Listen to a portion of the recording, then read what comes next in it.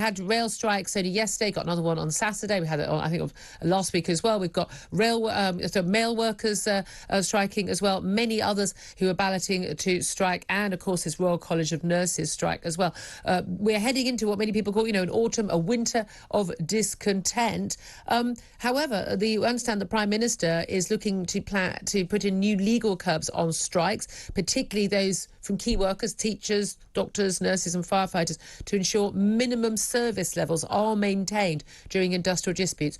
Would you expect and think that was reasonable, if not perhaps welcome that actually, if you are a key worker, whether on the railways or in a nursing ward, a minimum level of work has to be carried out to keep these vital services going? Well, I mean, the reality is that the nurses will provide a minimum service. They always provide minimum services. And, I mean, it's absolutely disgraceful that people have been out clapping for them during the pandemic, calling them heroes, are now saying that they can't have a pay rise in line with inflation.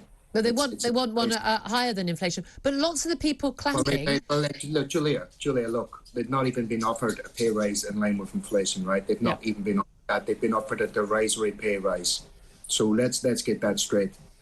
So the other minimum service on the railway and other places like that is just a non-starter. I mean, basically what you're asking people to do who voted for strike action is they break that mandate for strike action and cross a picket line. Now, I don't know what the bureaucrats in the trade union movement will decide. They're probably looking after their own benefits, but in reality, people should never cross a picket line. Quite simple. It's a very basic principle of trade unionism. Well, I've crossed a picket line on a number of occasions. Given that you're a scab then.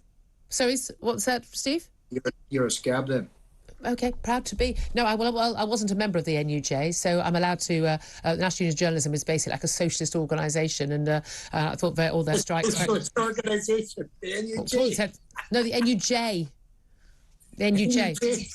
That's why I did. Well, I'm not a member of the union, therefore I can walk across the strike line when there were strikes. Look, this is the thing. There is.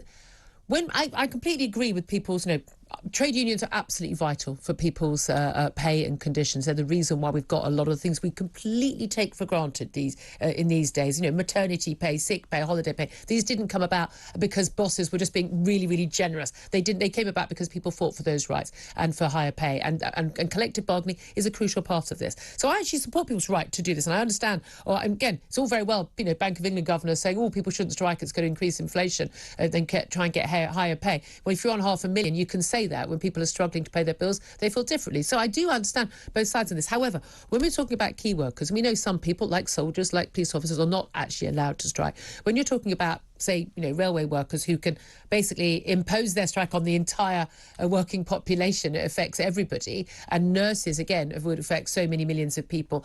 Should there not be a limit on the right to strike, so you can have your action and it will affect people, but we won't put lives at risk, but also that there should be some sort of independent body that when they do set that pay raise, that is what it is, and that's the end of the matter? Look. Again, you're putting up straw men. I mean, the nurses always provide a minimum level of cover. That already happens, and I think that they've been treated appallingly. Appallingly? Have they been treated any worse than anyone else? Yes, they have. What way? Over the past decade, they've had consistently below inflation pay. So have millions of other people. Well, not millions of other people have had that, but that doesn't make it right. No, but you just said, but they've not been treated necessarily any worse than anyone else. You can't bring me on your programme, right? Really, you're not interviewing me. You're just having a stream of consciousness here. No, I'm not. Are you going to let me answer your question? Responding to your points. Are you going to let me answer your question? Yes, I'll answer. Rather than whinging, answer the question, but I'm responding to your points. Be quiet for a second, okay? So the reality is, Julia, that people are leaving the nursing industry in droves. They are, because hundreds of tens of thousands of vacancies in the NHS, because people cannot survive on the wages that they're being paid. Okay, that's not just nursing. That's physiotherapy. That's practically every grade in the NHS. People are leaving because they can't get enough money. They're going to food banks, they're claiming benefits. It's an absolute disgrace that people have been treated like that. And it's an absolute disgrace that any working class person should be treated like that. Now, it's a human right to withdraw your labour. If you can't withdraw your labour, then you're a slave. Okay, Steve, we're going to have to leave it there, but only because I've got to go to the news. Now, I was really good. I shut up.